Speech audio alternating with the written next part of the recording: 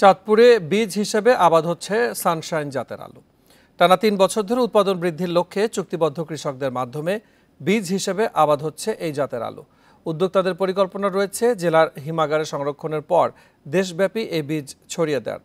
1 মাসে দ্বিগুণ ফলন দেয় বলে ভবিষ্যতেও এই আলু বিদেশেও রফতানিতে আশাবাদী সংশ্লিষ্ট। নগদের কাছে সব গ্রাহকই প্রিয়, তাই তো সারা দেশে ক্যাশ আউট চার্জ সবচেয়ে কম।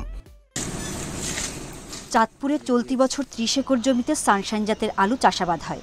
মাত্র ৬০ থেকে ৬৫ দিনের মধ্যে দ্বিগুণ ফলনে এই জাতের আবাদে আগ্রহী হচ্ছেন কৃষক। কৃষি উন্নয়ন কর্পোরেশনের হিমাগারে সানশাইন জাতের ১৫৭ টন আলু সংরক্ষণ করার কাজ চলছে। বিক্রি নয়, বীজ হিসেবে সংরক্ষণ করা হয়। সানশাইন আলুর ফলন ভালো এবং ৬০-৬৫ দিনে উঠানো যায়। আমি ভালো দাম পেয়েছি। আগে আমরা হাতে করতাম, এখন মেশিনে করে অনেক আলু প্রোটেকশন বেশি দেওয়া যায়। অন্য জাতের তুলনায় উচ্চ ফলনশীল এই জাতের আলু আবাদে কৃষক বেশি লাভবান হবে বলে জানান বিএডিসির এই কর্মকর্তা।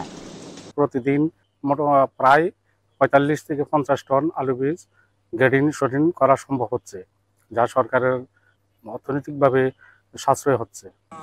সানশাইন জাতের আলু বিদেশে রপ্তানির বিষয়ে শতভাগ আশাবাদী আলু বীজ সংরক্ষণের উপপরিচালক। এই আলুটা স্ক্যাব প্রতিরোধী, স্ক্যাব এবং অন্যান্য রোগ প্রতিরোধী।